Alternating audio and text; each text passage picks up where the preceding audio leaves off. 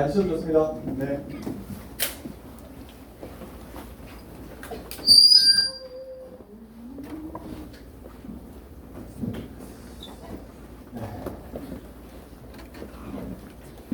안 추워요? 안 추워요? 에어컨 좀 안 꺼져보세요. 애들이 추워하는 것 같은데요? 네, 온도 좀 높여놓고 가는 생각이 듭니다. 우리가 벌써 기대하고 기도하던 고등 무여름 수련회가 시작이 되었어요. 좋죠? 네. 네, 고마워요. 우리 말씀을 읽고 시작합시다. 말씀을 한 구절 읽고 시작하면 더 좋을 것 같다라는 생각이 들어요.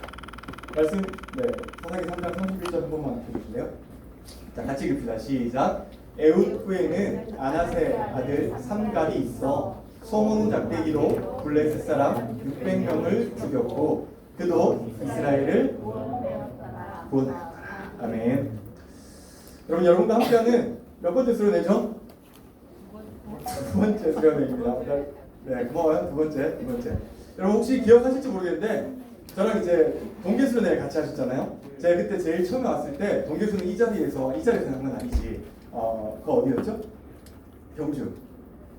아무튼 거기서 제가 제일 처음에 했던 말이 있어요. 뭔지 혹시 기억하는 친구 제가 선물 줄게요.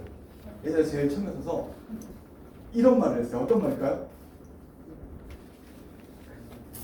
수련회 왔어요, 진짜. 무슨 말일까요? 힌트 잘 생각해봐요. 겨울 나랑 같이 했잖아. 작년 일도 아니에요, 여러분. 고작 몇 개월 지났죠? 6개월? 2월에 했으니까 뭐 이제 6개월 지났는데 키워드 날로 먹으려고 하네요. 감사합니다. 고맙습니다. 했습니다. 여러분 6개월밖에 사실은 안 지났지만 6개월 동안 참 많은 일이 있었잖아요. 어쨌든 여러분과 제가 또 만나서 이 자리에서 두 번째 수련을 하게 되었고 이런 어떤 것들을 생각해 보면 사실 제일 감사한 건 하나님이에요. 하나님이 함께 하시지 않는다라고 한다면 제가 늘 말하는 거지만 우리의 일생 가운데 확신할 수 있는 건 하나도 없거든요.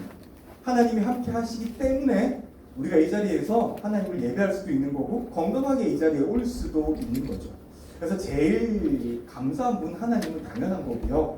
개인적으로 이제 선생님들께 참 감사를 드리고 싶어요. 여러분도 아까도 고기를 드시면서 아시겠지만 진짜로 뭐 휴가 반납하시고 또 지금 오고 계시고 또 내일도 휴가 반납하고 아침에 일찍 들어오시고 왜 휴가 가고 싶지 않겠어요. 그런데도 불구하고 여러분과 함께하는 그 자리가 좋아서 오신 선생님들을 저는 정말로 사랑하고 축복하는 것 같아요. 그리고 여러분들에게도 참 고맙다는 말을 또 하고 싶어요. 갈수록 제가 느낀 게 뭐냐면 제가 저번 주 이렇게 신문사 글에도 기고를 했던 게 뭐냐면 오늘 이제 신문사에서 인터넷에 올렸던 글을 제가 아침에 보고 왔는데 뭐였냐면 갈수록 수련하는 게 너무 힘들어요가 제 주제였어요. 근데 예전처럼 얘들아 교회 정말로 재밌다? 교회 가면은 진짜로 재밌는 게 많아 라고 해서 오는 세대는 이미 지났거든요. 진짜로 프로그램을 준비하는 게 힘든 게 아니라 여러분들 이 자리에 데려오기까지가 너무 힘든 것 같아요. 그래서 제가 신문사에 했던 말이 뭐였냐면 교회가 전부 다 함께 끼어들어가지고 이 아이들 수련회 보내고 함께하는 시간 마련하지 않는다면 더 이상 우리 아이들에게 수련회 이야기 꺼낼 수 없는 세대가 올 것 같다라고 하는 게 저의 생각이었고 그렇게 신문사에 투고를 했었습니다. 근데 어쨌든 여러분들의 많은 것들을 정리하고 지금 이 자리에 앉아 계신 거잖아요. 그래서 저는 여러분들의 이런 정리의 마음들과 또 하나님의 은혜를 기대하는 그런 마음들, 그래서 그런 마음들이 진짜로 감사하다라는 생각이 들어요. 진짜로 감사하고 축복해요. 그리고 태그 차장들도 저는 정말로 축복하는 마음이 있어요. 벌써 우리가 세 번째 시간 아닙니까? 어쨌든 동계 때 했고 며칠 전 토요일 날 또 한 번 했고 지금 학예 때도 이렇게 하는데요.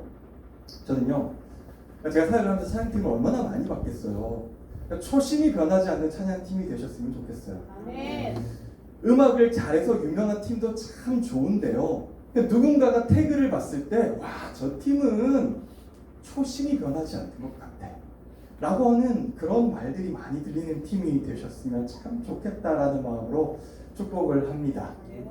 여러분 그리고 저는요 어떻게 생각하실지 모르겠지만 저한테도 되게 고맙습니다, 여러분. 왜냐면 진짜로 이 자리를 피하고 싶을 때가 많아요. 그러니까 여러분들과 함께 수련하는 이 시간이 되게 좋아요. 좋은데 그냥 좋은 것을 누리고 싶을 때가 많아요. 그러니까 설교를 하고 싶지 않을 때가 있어요. 그냥 여러분 아시다시피 저는 설교제는 아무것도 입에 대지 않잖아요. 주일에도 마찬가지고. 오늘도 여러분 삼겹살 구운데 저는 여러분 구워주기만 했어요. 냄새만 맡았어요. 왜 그렇게 하냐라고 하는 분들도 많은데 그냥 이 자리에 조금 경건하게 올라오고 싶어서 내가 배부르게 올라오면 물론 나도 좋겠지만 그냥 뭔가 배부른 모습으로 하나님 앞에 서고 싶지 않아서 뭐 그런 준비하기 전부터 얼마나 많은 시간들을 보냈겠어요. 얼마 전에 다른 교회 헌신 예배 설교를 마치고 이렇게 내려오는데 그 교회 담임 목사님이 저한테 오셔서 이렇게 말씀하시는 거예요. 목사님, 저희 교회 중고등부 집회 때 강사 좀 해주시면 안 돼요? 라고 말씀을 했어요. 제가 뭐라고 했을까요? 싫어요. 맞아요. 단편에 거절했어요. 여러분 저는 그냥 헌신 예배 강사로 뭐 한 30분 설교하는 건 괜찮은데 그 아이들과 막 2박 3일 동안 뛰면서 같이 이렇게 설교를 하고 이런 것은 아직까지는 솔직히 조금 마음에 부담이 많은 것 같아요. 그래서 오늘 낮에 오신 그 서상봉 목사님처럼 막 이렇게 담대하게 막 이렇게 하는 것들이 사실 아직까지 저한테는 쉬운 일이 아니에요. 그래서 여러분들은 인정하시든 인정하시지 않든 간에 저는 저한테 너무나 고마워요. 고마워 정준아라고 제가 아침마다 그렇게 말해요. 여러분 가끔 저한테 이렇게 묻는 친구가 있어요. 목사님은 왜 항상 설교하러 올라올 때 이 상장 케이스에 설교문을 끼워서 올라와요? 라고 묻는 친구가 있어서 왜 그럴까요? 상 받는 기분 맞아요. 내가 말했잖아요. 나는 진짜로 이 자리가 힘들 때가 많아서 내 스스로 하나님한테 나 상 받으러 올라가는 거야. 나 상 받으러 하나님께 가는 거야. 물론 우리가 뭐 내 힘으로 이 자리에 선 건 아니지만 어쨌든 내 의지와 내 노력으로도 내가 지금 이 자리에 있잖아요. 그래서 올라올 때마다 하나님께 상 받으러 가는 기분 느끼려고 그렇다고 상 받는 건 아닌데 어쨌든 늘 수련회 와서도 저 상장 케이스에 항상 설교문을 끼워서 다닙니다. 여러분 근데요 진짜로 중요한 것은 우리가 서로에게 고마워 축복해 너 참 잘했어 라고 끝난다라고 한다면 사실 세상의 모임과는 별반은 다를 게 없어요. 세상 모임도 끝날 때는 다 그렇게 끝나요. 좋은 모습으로. 그런데 우리가 세상 모임과 다른 이유 이 자리에서 어쨌든 세상과 다른 이유라고 한다면 이 자리의 끝은 하나님의 은혜가 임하는 자리가 되어야 한다라는 거죠. 저와 여러분이 이 자리에서 사실 여러분 예배를 마치고 저는 저 문을 나가는 방법이 되게 많다라고 생각을 해요. 뭐 예배 드리다가 기도하는데 몰래 나갈 수도 있고 옆으로 나갈 수도 있고 문 앞에서 나갈 수도 있고 넌 왜 웃지? 뭐 어떻게 나가려고 도대체? 그래 기대할게 나중에 나갈 때. 그런데 그리스도인이 예배를 마치고 예배당 문을 나가는 건 하나밖에 없어요. 은혜 받고 나가든지요 은혜 안 받고 나가든지 두 개밖에 없어요. 그래서 저는 여러분들이 오늘 예배를 마치고 기도를 하고 저희 예배당 문을 열고 탁 나갈 때 진짜로 하나님의 은혜가 내 마음 가운데 넘치는 시간이 되고 그런 은혜들이 여러분 마음에 가득했으면 좋겠다라고 하는 다짐과 고백과 희망들을 늘 가지고 있습니다. 여러분 성경을 보면 하나님 무서운 말씀을 참 많이 하시거든요. 그 중에 무서운 말씀이 하나가 뭐냐면 예수님께서 이 땅에 계실 때 무서운 말씀을 한 가지 하시는데 이렇게 말하잖아요. 마태복음 11장 2절에 이렇게 말해요. 세례 요한의 때부터 지금까지 어디는요? 천국은 어떻게 된다고요? 침노당하니 어떻게 해요? 침노하는 자는 빼앗는다. 여러분 사실 침노라는 말이 되게 어렵지 않습니까? 국어사전에 보면은 침노라고 하는 것은 남을 약탈해서 빼앗는 거예요. 내가 힘으로 이 사람이 가진 것을 빼앗는 것을 침노라고 말을 합니다. 그런데 우리가 알던 천국이 왜 침노라는 단어를 집어넣은 거죠? 사실은 천국이라고 하면은 우리가 다 행복하고 우리가 다 즐겁고 서로가 서로의 기쁨이 넘쳐나는 곳이잖아요. 그런데 예수님은 아니야 근데 천국은 조금 달라. 천국은 빼앗는 곳이야 라고 말씀을 하시는 거예요. 그래서 공동구절은 공동성경 2구절 이렇게 번역을 하는데요. 세례 요한 때부터 지금까지 하늘나라는 줄기차게 다가오고 있다. 그러니까 지금 저와 여러분에게도 줄기차게 계속해서 하나님 나라는 오고 있는 중이에요. 우리가 죽어서 하나님 나라에 가는 건 맞지만요. 천국은요 이미 저와 여러분에게 늘 계속해서 다가오고 있는 중이에요. 그런데 중요한 것은 애써 힘쓰는 사람들이 어디를 차지한다고요? 하늘나라를 차지한다. 여러분 이게 왜 위험하고 참 중요한 말씀이냐면요. 천국을 바라는 사람들이 받을 수 있다는 말이에요. 그러니까 쉽게 말하면 이런 말이죠. 오늘 여러분들이 참 힘들게 왔어요, 사실. 뭐 학원의 일정을 뒤로 미룬 사람도 있고, 또 누군가는 엄마 아빠에게 거짓말을 하고 온 친구도 있고, 또 여러 가지 일들로 힘든 이유가 있지만 어쨌든 중요한 것은 지금 우리가 이 자리에 앉아 있는 거잖아요. 근데 이 자리에 앉아 있는데 진짜로 하나님의 나라를 사모하지 않으면 그냥 이 자리에 앉아 있는 걸로 끝이야 라고 성경은 말을 하고 있는 거예요. 이 자리에 온 것만 해도 정말 잘한 일이기는 한데 가슴에 품고 돌아갈 수 있는 게 없어 라고 말을 하고 있는 거예요. 아까 서성봉 목사님께 누가 이렇게 질문을 했더라고요. 하나님을 만날 수 있을까요? 그래, 맞아요. 있는지 없는지 네가 알지 내가 어떻게 알겠어요. 그런데 저는 그렇게 생각을 해요. 만날 수 있고 없고는요, 결국 자기 마음에 달린 거예요. 내가 이 자리에서 하나님을 얼마나 찾느냐가 저는 관건이라고 생각해요. 또 오해하지 마실 것은 내가 하나님을 찾는다고 해서 하나님 반드시 저한테 응답하시는 분은 아니세요. 주권은 하나님께 있어요. 다만 하나님을 만나려고 한다면 뭔가 그에 따른 액션이 필요하지 않을까요? 여러분, 복권에 당첨되고 싶은 사람이 제일 먼저 하는 게 뭡니까? 복권 사는 거예요. 복권도 사지 않고 날마다 하나님께 로또 당첨되게 해주세요 라고 말을 하면은 그건 하나님께서 들어주실 수가 없는 거예요. 그리스도인들은요, 제가 지난주에 설교한 게 뭐예요? 예배하고 훈련하는 자리에 반드시 있고 거기에 대해서 열심히 하는 거 왜요? 어느 순간일지는 모르지만 하나님께서 그 순간에 여러분께 나타나시고 만져주시고 또 여러분께 역사해 주신다라는 거죠. 그래서 오늘 여러분들이 하나님을 만날 수 있을까요? 없을까요? 라는 질문보다는 저는 무조건 하나님을 만나고 싶어요 라고 하는 질문으로 접근을 하는 것이 하나님을 만날 수 있는 좋은 길이라고 생각을 합니다. 여러분, 여러분에게는 여러분만의 몫이 필요합니다. 제가 아무리 잘한다고 해서 여러분에게 은혜를 받는 것도 아니고요. 또 여러분이 아무리 잘한다고 해서 저에게 은혜가 되는 것도 아니에요. 각자의 자리에서 각자가 해야 될 몫이라는 게 있어요. 그래서 저는 여러분들이 오늘 이 자리에서 여러분의 몫을 다 하셨으면 좋겠습니다. 졸리다라고 한다면 자신의 뺨을 조금 때려서라도 깨우고요. 어쨌든 뭔가 이 자리에서 내가 하나님을 만나고 돌아가겠다. 이제서 반드시 뭔가를 하나님께 들어보겠다 라고 하는 의지와 노력이 없으면 그냥 그렇게 끝나고 갈 수밖에 없습니다. 그래서 여러분들이 이틀의 시간 동안 혹은 3일의 시간 동안에 뭔가 다른 마음으로 조금 앉아 계셨으면 좋겠다라는 생각을 해봅니다. 천국은 그것을 바라는 사람, 진짜로 이 시간 나에게 오기를 바라는 사람들에게 항상 오기 때문입니다. 저도 당연히 노력을 했죠. 노력을 많이 합니다. 수련회 시작 전부터 이런 생각을 해봤어요. 도대체 우리에게는 어떤 말씀이 필요할까? 우리 친구들과 여름 수련회 때는 어떤 말씀을 나눠보는 게 좋을까라고 되게 고민을 많이 하고 선택한 게 사사기였어요. 여러분, 사사기에는요 12명의 사사들이 등장을 해요. 사사는요 제일 처음에는 그냥 법관이었어요. 그러니까 누군가가 유정이가 저를 때렸어요. 그런데 제가 잘못해서 맞았는지 아니면 유정이가 저를 그냥 때렸는지 둘이 어떻게 시시비비를 가릴 수 없을 때 사사에게 갑니다. 그리고 이야기를 하죠. 그럼 사사가 네 잘못이야. 네가 잘못이 더 커. 라고 이렇게 서로의 시시비비를 가려주는 원래의 역할이 사사의 역할이었어요. 그런데 시간이 지날수록 다른 나라의 침공이 깊어질수록 이 법관의 성격을 버리고 전쟁을 하고 하나님의 뜻을 묻고 이스라엘의 왕이 없을 때 왕처럼 이스라엘의 많은 역할들을 한 사람들이 바로 사사입니다.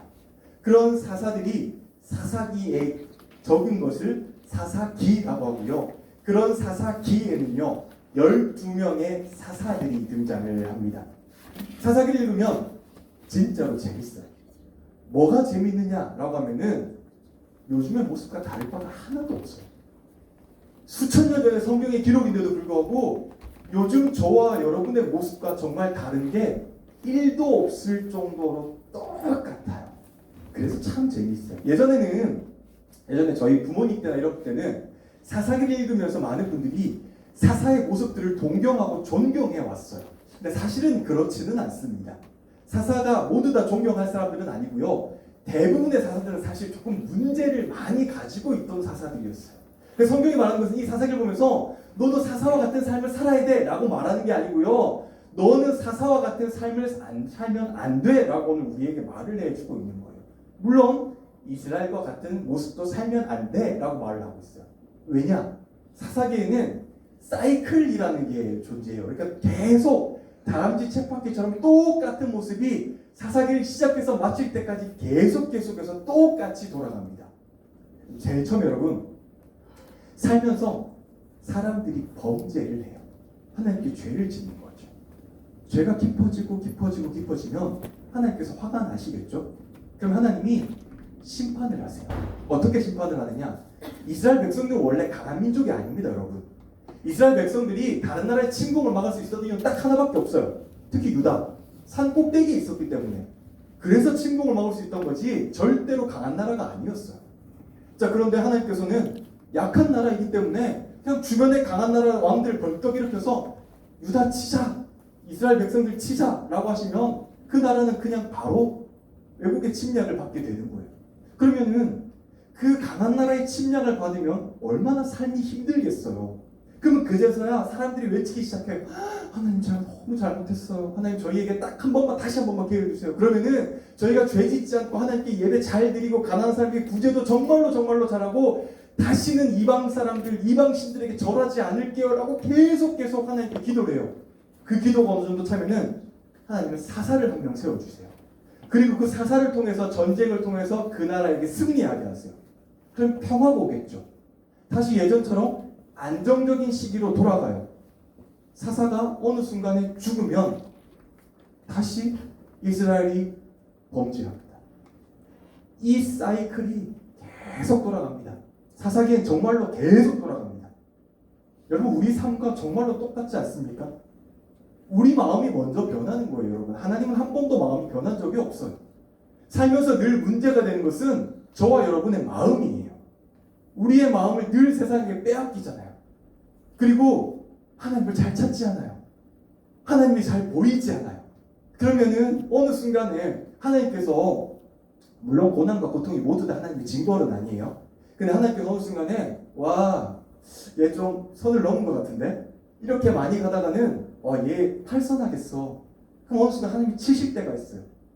가족이 아플 때가 있고, 혹은 내 몸이 아플 때가 있고, 내가 하던 일이 잘 못 될 때도 있고, 하나님 다양한 방법으로 시그널을 주시겠죠. 너 지금 잘못 가고 있는 거야. 너 돌아와야 돼. 라고 하고 시계 치실 거예요. 아프게. 딱 느낌이 올 거예요. 와, 하나님께 맞았다. 라고 하는 그 느낌. 그럼 그제서 하나님께 나오는 거죠. 그제서 주일 예배 열심히 오기 시작합니다. 헌금 다시 열심히 하고요. 새벽기도 나가고, 그 다음에 하나님께 열심히 와서 주일 예배 빠지지 않고 하나님께 막 부르시죠. 하나님, 제가 잘못했습니다. 한 번만 용서해 주시면 제가 다시 하나님께 열심히 돌아가겠습니다. 라고 말을 하면 하나님께서 어느 순간에 또 우리를 구원해 주시잖아요. 우리 삶에 평화가 찾아온단 말이에요. 그러면 그 평화가 평생 들어가면 참 좋겠지만 사람이 마음이 그렇지가 않아요. 금방 하나님의 은혜를 잊어버립니다. 그러면 다시 변하죠. 사실 이게 저와 여러분의 인생입니다. 그래서 사사기는 오늘 우리에게 사실 해줄 수 있는 말이 너무도 많은 거예요. 2000년 전에 살았던 사람들이나 지금 이 시대를 살고 있는 저나 여러분이나 우리는 똑같이 이렇게 날마다 이렇게 살고 있어. 정말 이렇게 살 거야? 하나님께서 이 방법 좋아하시지 않아? 라고 수천 년이라도 말씀했는데 여전히 우리는 이 방법을 고수하면서 저와 여러분은 살고 있는 것이 사실은 현실이에요. 그래서 여러분, 저는요, 이게 저와 여러분의 한계라고 생각을 해요. 그러니까 그리스도인의 한계인 것이죠. 사사기는 그런 우리에게 너무 이기적으로 살고 있어. 진짜로 아까 십자가의 복음 이야기하잖아요. 왜 복음 성경책을 많이 읽으면서 십자가는 우리 마음에 받아들이지 않는 거라고 생각해요? 십자가는 힘들거든요. 내 건 내려놓아야 되는 거거든요. 그런데 내 마음의 이기적인 부분들이 그것을 내려놓지 못하게 하거든요. 그래서 하나님 이야기를 듣는 것까지는 좋은데 내 부분을 희생하고 내 것을 내려놓은 십자가 이야기는 더 이상 듣고 싶지 않은 거예요, 사람들이. 거기까지는 가고 싶지 않은 거예요.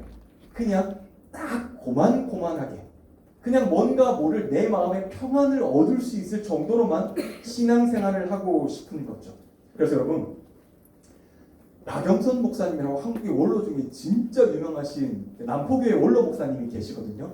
그분이 사사기라는 책을 쓰면서 이런 말씀을 하신 적이 있어요. 사사기를 읽으며 마음에 채워야 하는 것은 이스라엘에 대한 비난이 아닙니다. 그러니까 사사기 읽으면서 쟤네 왜 저렇게 살았어? 라고 말하는 비난이 아니죠. 사사기를 통해 우리는 인간의 한계와 죄의 무서움을 깨달아야 합니다.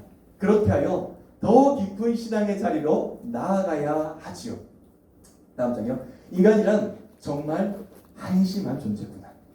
죄는 정말로 무서운 것이구나. 하나님이 개입하시지 않으면 인간이 겪는 참상은 이런 것이겠구나. 인간의 이런 한심한 모습과 죄의 비참함을 보더라도 하나님께서 저를 이 자리에 보내셨으니 여기서 하나님의 사람으로 서 있을 수 있는 은혜를 주옵소서라는 마음을 가져야 합니다라고 말을 해요. 그러니까 우리가 오늘 사사기를 통해서 고백해야 하는 것은 죄라는 건 진짜로 무서운 거구나. 죄를 지으니까 하나님과의 관계가 끝장나는구나. 죄를 지으니까 진짜로 내 삶이 이렇게까지 망가질 수도 있겠구나. 죄를 지으니까 진짜로 내 삶에 하나님이 보이지 않는구나 라고 하는 것들을 끊임없이 발견하라고 하는 것이 사사기라고 하는 것이죠. 그리고 여러분, 그런 은혜를 발견할 수 있어야 사실 우리에게 승리가 주어지고요, 오늘 고등부의 수련회처럼 승리할 수 있는 것이죠. 그러기 위해서 우리가 살펴볼 한 명의 사사가 있습니다. 아까 같이 읽었지만 누구입니까? 벌써 잊어버렸어요? 삼갈이요. 삼갈. 누구라고요?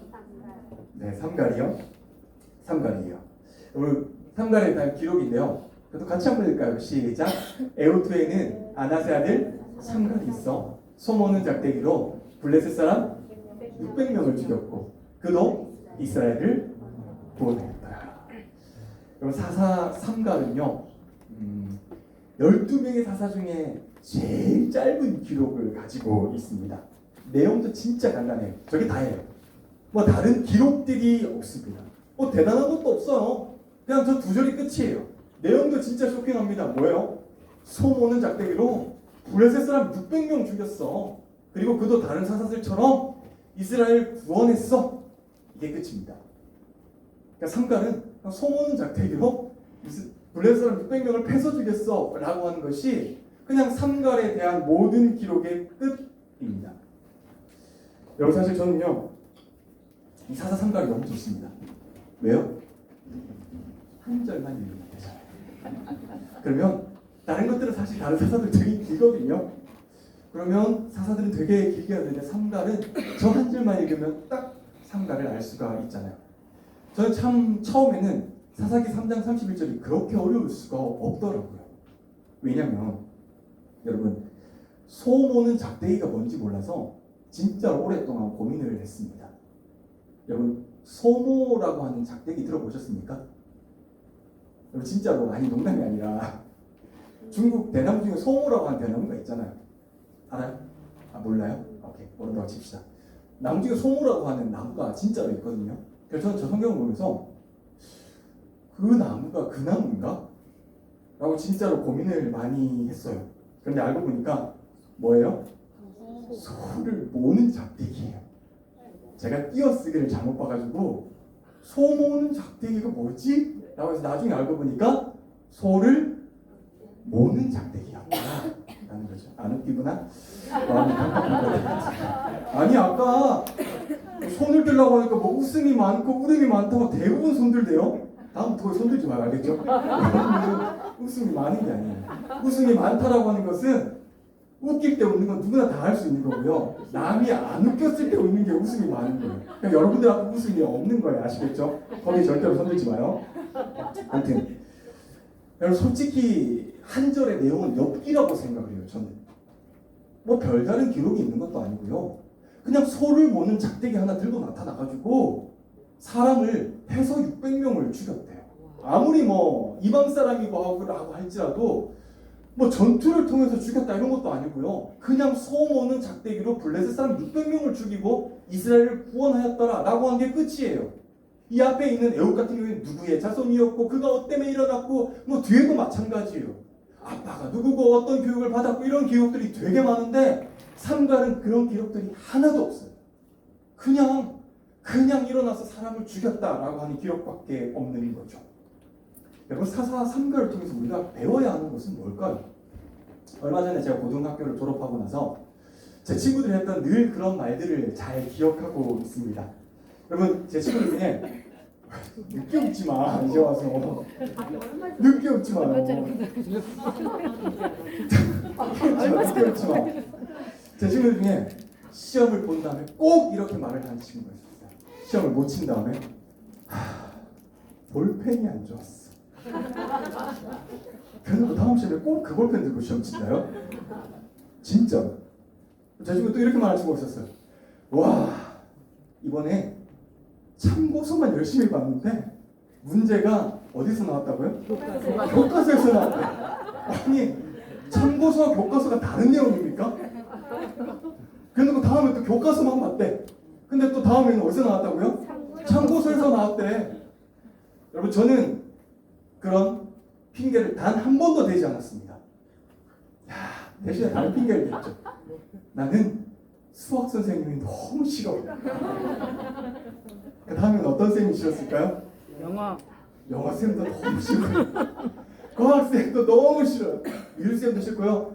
다 싫었어요. 체육 쌤 맞아요. 체육 쌤만 저 좋아해요. 체육 쌤 진짜 좋아했어요. 그런데 여러분 어떤 핑계 대세요? 예서야, 넌 어떤 핑계 대니? 예서는 공부 잘하지? 미안해. 근데 진짜로 공부 잘하는 친구는 어떡합니까, 여러분? 진짜로 공부 잘하는 친구들은 물론 싸가지는 조금 없겠지만 항상 저는요 그냥 예습 복습만 철저히 했어요. 선생님께서 범위 지정해 주신 그 분위기만 정말로 잘 봤고요. 그냥 지정해 주신 부분에서 참 열심히 공부했더니 좋은 성적이 난 것 같아요. 라고 말을 참 예쁘게 잘합니다. 그쵸? 싸가지는 없지만 참 말은 예쁘게 잘해요. 근데 결국 하는 말이 뭐예요, 여러분?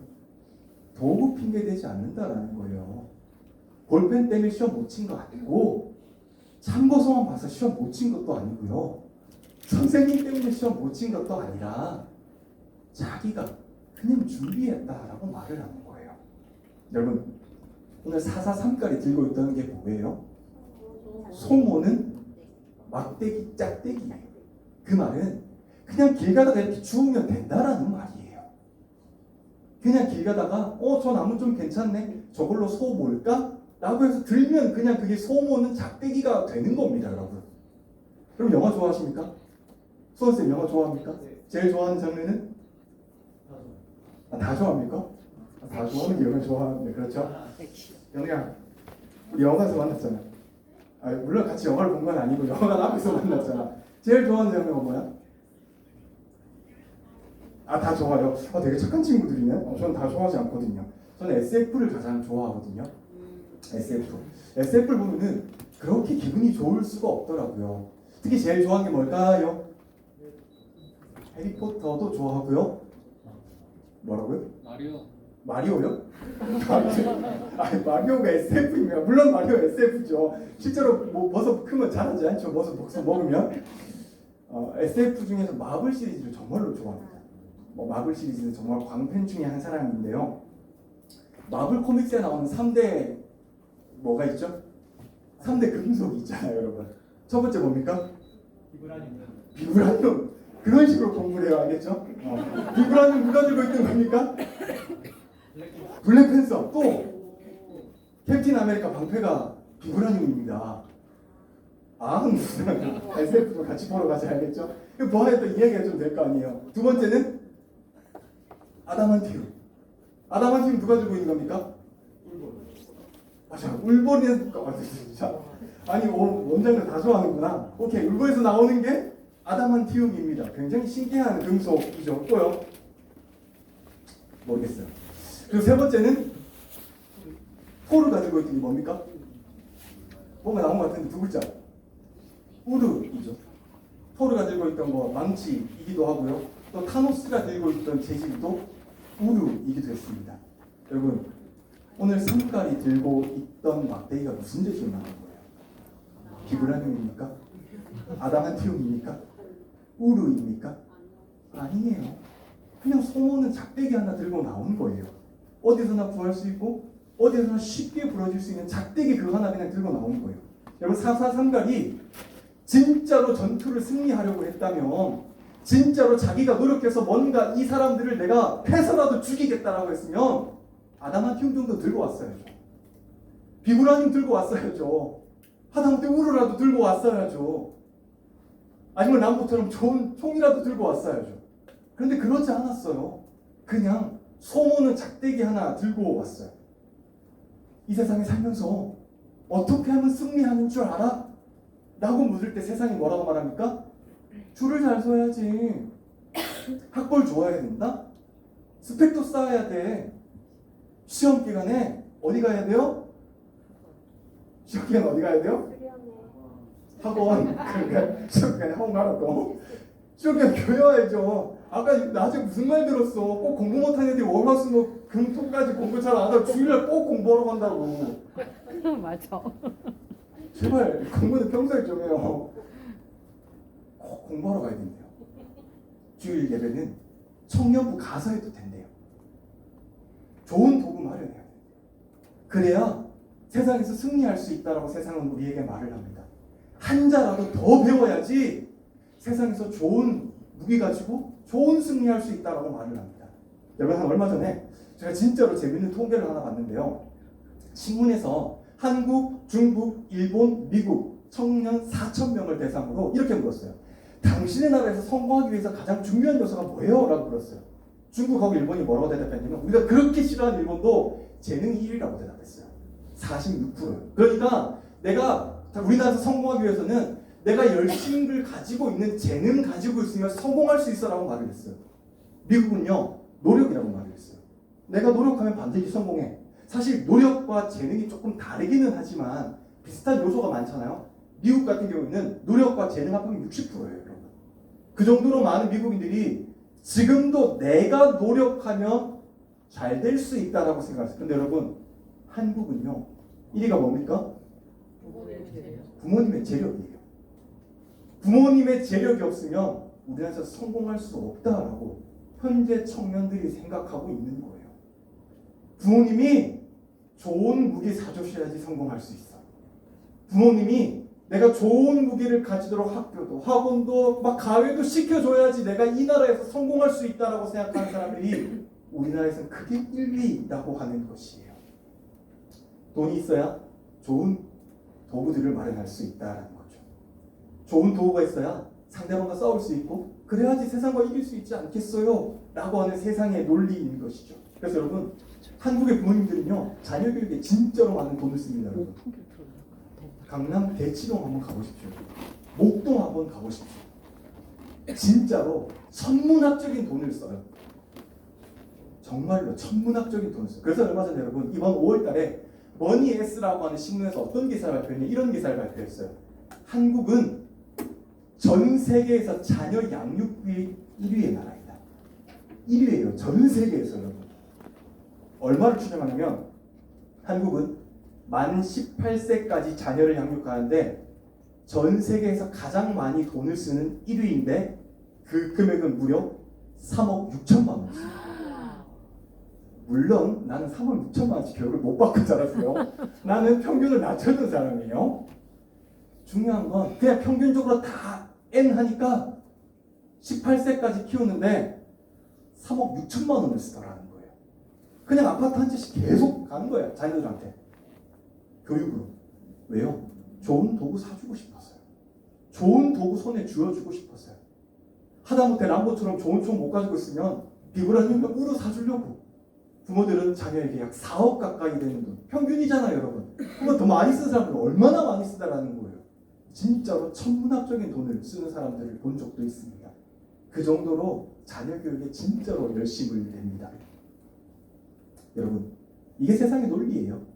이게 세상의 상식이고요. 그리고 그런 교육들을 잘 받은 사람이 어쨌든 확률적으로 좋은 도구를 가질 수 있는 확률이 굉장히 높습니다. 그런데 제가 오늘 여러분에게 말을 하고 싶은 것은 하나님 나라는 그런 게 아니에요. 그리스도인의 상식은요, 도구가 아니에요, 여러분. 그리스도인에게 상식은요, 하나님이에요. 우리가 잡고 있어야 될 것은 좋은 도구가 아니라요, 좋은 도구를 찾으려고 시간을 보내는 것이 아니라 진짜로 하나님을 만날 수 있느냐 없느냐의 시간을 보내야 하는 것이죠. 내가 들고 있는 도구가 여러분 그냥 바닥에 굴러다니는 거 아무것 하나 이렇게 막대기 같은 것을 들었다라고 할지라도요, 혹은 내가 살고 있는 상황이 진짜로 너무 안 좋아서 앞이 보이지 않는다고 할지라도, 진짜로 내일이 보이지 않는 정말 절박하고 각박한 상황에 산다고 할지라도, 오늘 하나님께서 나와 함께 계시면 불가능은 없다라고 하는 것이 그리스도인이 믿는 상식이에요. 그리고 성경은 우리에게 이게 상식이다라고 말을 해주고 있어요. 그런데 우리는 달라요, 여러분. 우리는 이런 말을 달고 살잖아요. 목사님, 싸워야 하는데 제 도구가 별로 안 좋아요. 목사님, 저는 좀 더 좋은 도구를 마련하고 싶은데 그게 잘 되지가 않아요. 도구 없이 어떻게 세상과 싸울 수 있어요? 목사님, 주일에는 일단 고등학교 시절에는 고3이 될 때는 학원 갈게요. 그리고 좋은 도구 마련한 다음에 다시 하나님께 돌아오도록 할게요. 그때까지는 조금 더 빠질게요. 좋은 도구, 좋은 것 만드는데 좀 더 많은 시간을 쓸게요. 여러분, 모세가 이스라엘 백성들을 출애굽할 때 들었던 게 뭡니까? 지팡이에요. 쉽게 보면 여러분 사실 그거 거짓말입니다. 뭐 이렇게 사람 키만한 지팡이 아니에요, 여러분. 광야에서 그런 지팡이 구할 수 없어요, 여러분. 실제로 모세가 들었던 지팡이 진짜로 볼품없는 한 요 정도 길이에요. 그거 들고 장정 모든 사람들 다 내리고 가잖아요, 여러분.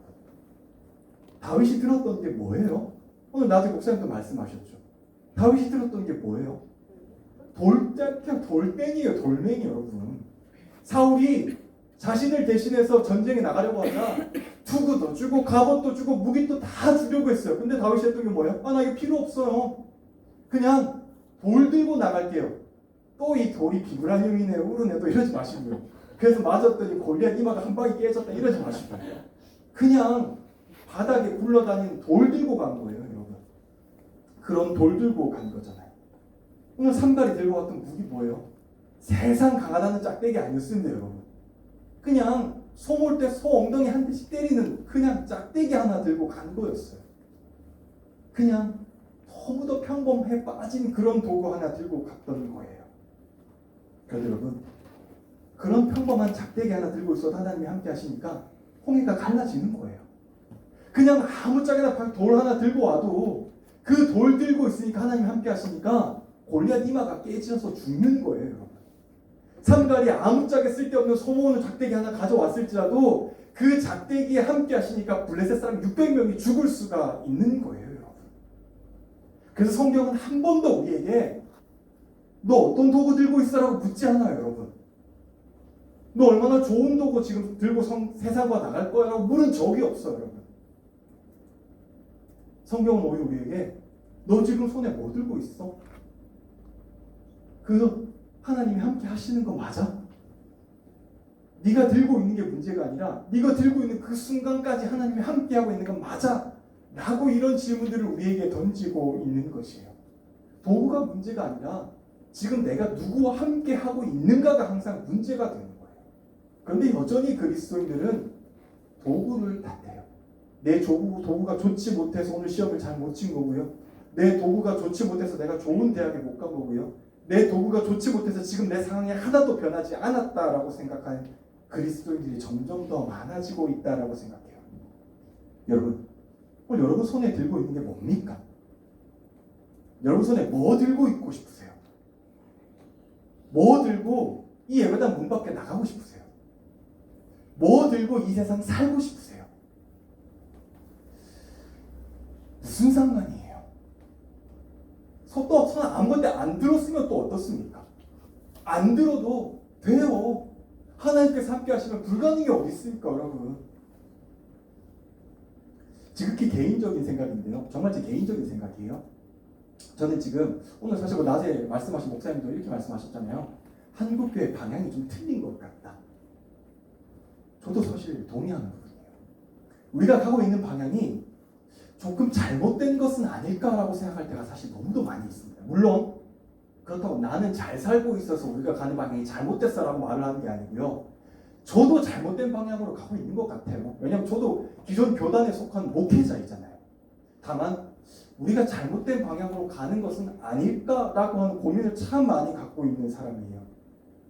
이런 저의 생각이 최근에 틀리지 않았다라고 하는 글을 하나 보게 되었는데요. 개인적으로 팀 켈러 목사님을 진짜로 좋아하거든요. 팀 켈러 목사님이 사사기라는 책을 쓰셨는데 거기에 이런 내용이 있어요. 돌라가 누굴까요? 사사겠지. 내가 사사기 이야기해서 다른 사람 이야기하겠어요? 사사 돌라거든요. 돌라는 이스라엘을 누구로부터 구원하려고 일어났는가? 돌라는 이스라엘 자신으로부터, 그러니까 다른 나라 구하려고 일어난 게 아니라 일단은 이스라엘 자신을 위해서 일어났다는 거예요. 궁극적으로 하나님의 백성은 우리 자신으로부터 구해줄 리더가 필요하다.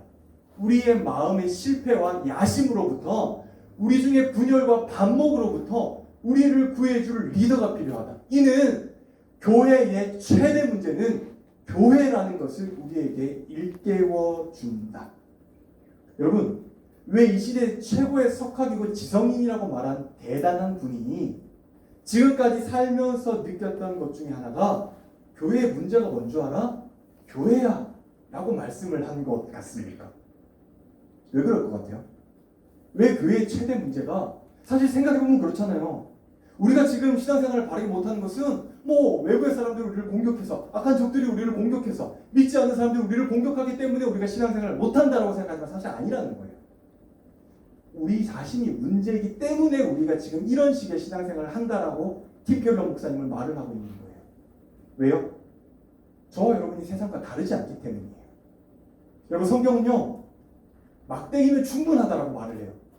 막대기만 들고 있어도 하나님이 함께 계시면 뭐든지 할 수 있어라고 성경은 창세기부터 요한계시록까지 끝까지 말을 해주고 있어요. 그런데 그리스도인들 부모님들이 안 된대요. 우리 아들을, 우리를 따르게는 좋은 도구 물려줘야 된대요. 세상과 똑같은 도구 물려줘야 되기 때문에 안 된대요. 안 된대요. 그래서 고3이 되면은 교회 안 가는 거 쭉은 이해할 수 있게 되는 거고, 급한 일이 따지고 뭔가가 생기면 교회 안 가는 것 쭉은 이승기로 밀어도 되는 것입니다. 여러분도 스스로 안 된다고 생각하시잖아요. 여러분도 솔직하게 안 된다고 생각하시잖아요. 작대기 들고 못 가겠다라고 생각하시잖아요. 우리가 말씀을 들을 때는 아멘, 믿습니다, 저도 그렇게 살고 싶습니다 라고 끊임없이 이야기하지만, 사실 예배당 밖에 나가서 세상을 향해서 친구들과 똑같이 경쟁을 해야 되는 그 순간, 경쟁이 사실 마음 아픈 일이기는 하죠. 그 경쟁이 결코 좋은 거라고 생각하지는 않는데, 어쨌든 그 경쟁을 위해서는 여러분 스스로도 지금 그 무게 안 된다고 생각하는 거잖아요. 하나님께서 있잖아, 지금 소문을 작대기 하나 가자 라고 하는데 하나님 안 될 것 같아요. 아무리 생각해도 세상 애들과 똑같은 비슷한 작대기라도 하나 마련해야 될 것 같아요 라고 생각하는 거잖아요. 사실 더 심각한 건 전 이거라고 생각해요. 세상 사람들은요, 대놓고 좋은 작대기 구하려고 해요. 대놓고 좋은 무기 구하려고 해요. 근데 그리스도인들은 아닌 척해요. 나는 아니야. 나는 하나님을 정말 잘 믿는 사람이야. 나는 하나님과 함께 하시면 뭐든지 할 수 있는 사람이야 라고 말은 해놓고 실제로 세상 속에 살 때는 그렇게 살지 않아요. 나도 저 세상 애들이 갖고 있는 저 좋은 것 가지고 싶고, 나도 저 친구가 하고 있는 좋은 무기 가지고 싶고, 나도 저 친구가 가지고 있는 저 좋은 독이 갖고 싶어서 안달이 나는 그리스도인들이 정말로 많다라고 생각해요. 여러분, 왜 공부하십니까? 왜 공부하세요? 여러분 중에 솔직하게 마음에 가슴에 손을 얹고 내가 공부하는 목적이, 진짜로 내가 잘 되고 싶은 목적이 하나님 나라를 위해서, 그러니까 저는 여러분들이 잘 됐으면 좋겠거든요. 여러분, 세상에서 뭔가를 바꾸고 싶으면은 앞에 있어야 돼요. 내가 새벽 3시에 운전을 하다가 신호등이 딱 걸렸어요. 빨간 신호등이 딱 했는데 제가 멈췄을까요? 갔을까요? 담당 배우자가 갔어요. 부터 운전하는구나. 갔어요. 새벽 3시에 갔어요. 근데 똑같은 자리에서 어느 날 신호가 똑같이 걸렸어요.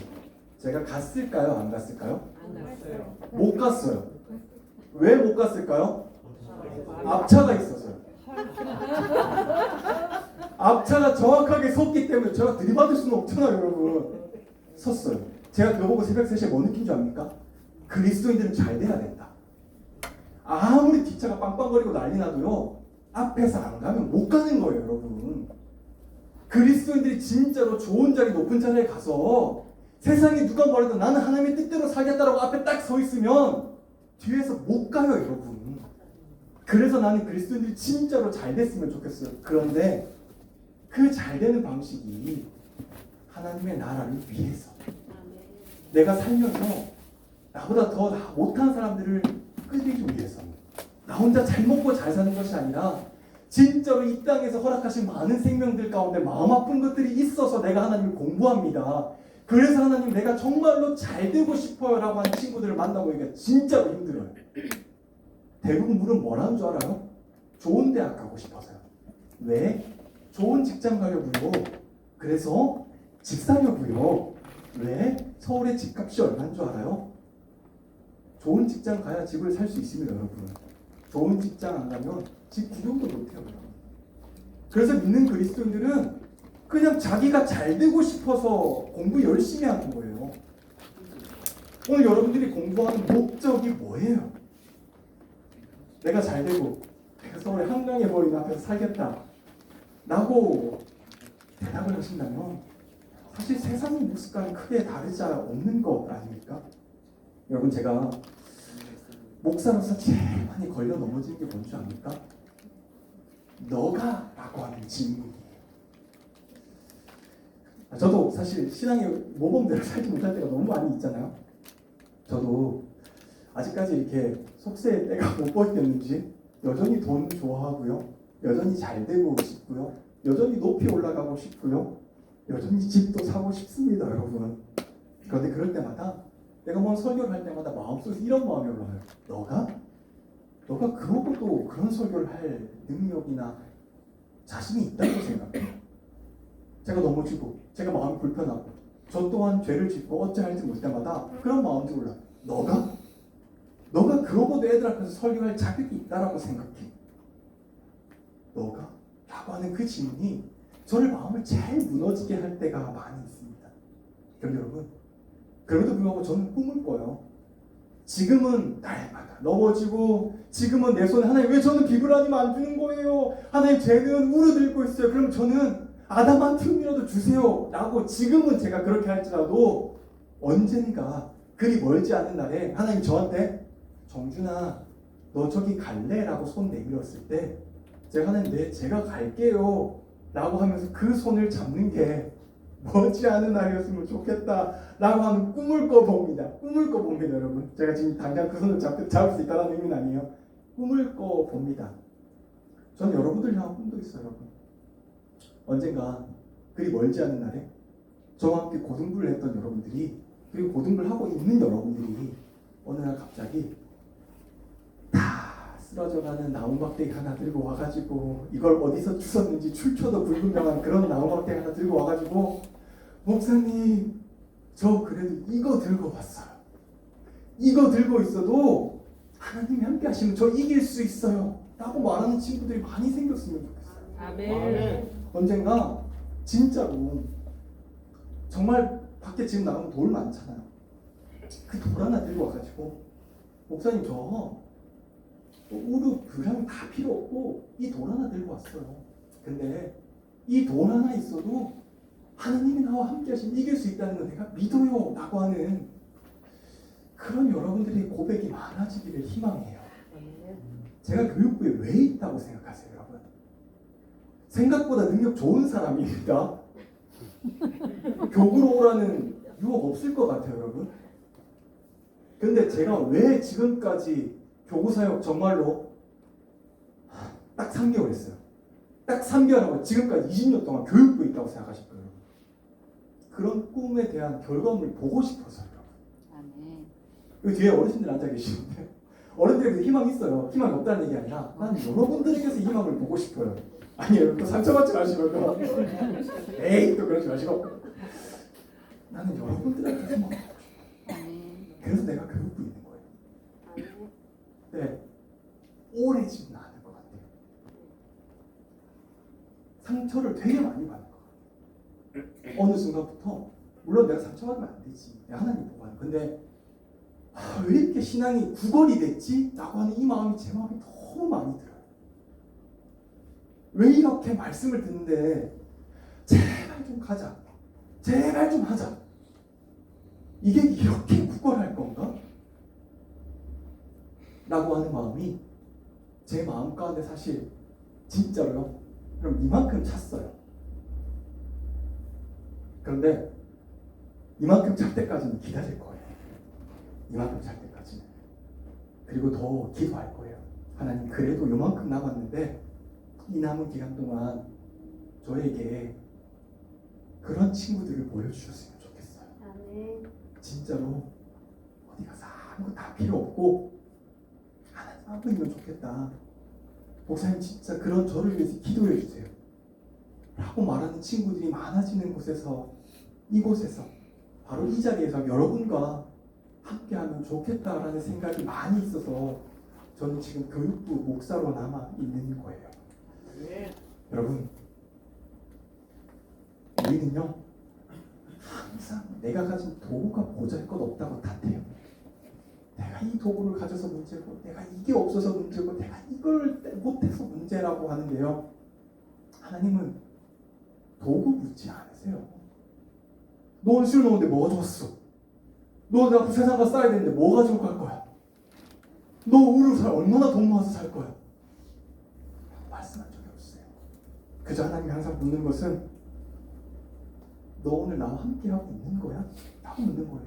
진짜로 도구 묻는 분이었으면 예수님 그렇게 태어나면 안 돼요, 여러분. 예수님이 왜 가난한 목수의 아들 태어납니까? 적어도 로마의 왕 정도는 태어나야죠. 그래야 좋은 도구 가지고 세상 빵빵하게 살면서 너희 나 믿어. 그래야지 너에게 구원이 있어. 라고 말할 거 아니에요. 근데 예수님 한 번도 그런 삶 사신 적이 없잖아요. 그런데 왜 우리는 그런 삶을 위해서 내 모든 것들을 쏟으려고 하는지 물론 저도 마찬가지지만 참 아이러니한 시대에 살고 있다라고 생각합니다. 여러분, 전 여러분들이요 도구가 다가 아니다라는 것을 이 밤에 꼭 깨달으셨으면 좋겠어요. 도구 문제되지 않습니다, 여러분. 여러분이 뭘 들고 있든지 사실 문제가 되지 않아요. 문제가 되는 것은 하나님이 없을 때 문제가 되는 거예요. 환경이 문제가 아니에요. 하나님이 없는 그 상황이 문제가 되는 거예요. 그럼 여러분 오늘 이 밤에요 우리가 함께 기도하면서 우리의 마음을 한번 잘 생각해 보셨으면 좋겠어요. 여러분의 마음을 한번 잘 들어보셨으면 좋겠어요. 제가 여러분의 마음까지 파헤쳐가면서 어머 요섭이는 이런 도구 들고 있네 라고 말해주지 못해요. 여러분의 마음은 여러분이 발견할 수밖에 없어요. 그런 상황 속에서 하나님 오늘 저는 무슨 도구를 들고 있는 거죠? 오늘 저는 도대체 무엇을 들기 위해서 이렇게 열심히 살고 있는 거죠? 하나님 저는 도대체 무엇을 위해서 이렇게 노력하고 애쓰며 살고 있는 거죠? 라고 하는 그 대답과 무슨 도구를 들고 싶은지를 찾는 밤이 되셨으면 좋겠습니다. 그 도구 때문에 하나님과 가까워졌는지 아니면 하나님과 멀어졌는지 한번 잘 생각해보는 밤이 되셨으면 좋겠어요. 그렇게 함으로써 오늘 나의 신앙을 한 번 더 돌아보는 그런 우리 고등부 친구들이 되시기를 주님의 이름으로 간절히 축복합니다. 기도합시다. 하나님 오늘 이 시간 우리가 들고 있는 도구가 뭡니까? 하나님 오늘 내가 열심히 공부하고 내가 이 세상을 열심히 살아가는 목표와 목적이 무엇입니까? 세상 사람들처럼 좋은 도구 들려고 살아가는 것은 아닌지 세상 사람들처럼 좋은 환경만 고집하면서 살려고 하는 것은 아닌지 다시 한번 돌아보는 밤이 되었으면 좋겠습니다. 그래서 하나님 오늘 내가 들고 있는 도구가 소음 오는 작대기일지라도 그저 길바닥에 굴러다니는 돌 같을지라도 광야 속에 펼쳐진 그저 나무 작대기 하나 같을지라도 하나님이 함께 하시면 부족함이 없다. 하나님이 함께 하시면 모든 것을 할 수 있다. 하나님이 함께 하시면 이 세상 모든 것을 이길 수 있다라는 마음 가지고 우리가 함께 기도하면서 내가 들고 있는 도구가 문제가 아니라 우리의 마음을 다시 한번 새롭게 기경하는 것이 먼저라는 것을 깨닫는 밤이 되었으면 좋겠습니다. 하나님, 우리의 마음을 받아주시고 우리의 생각을 받아주시고 이 시간 우리가 함께 기도할 때 사탄막이 틈타지 않게 하시고 우리 친구들이 이 자리에 그냥 왔다가 그냥 가지 않도록 성령 하나님, 이 시간 우리 친구들의 마음을 주장하여 주시옵소서. 감사드립니다. 예수 이름으로 기도드립니다. 우리 그런 마음 담아서 마지막 찬양 함께 합시다. 목마른 사슴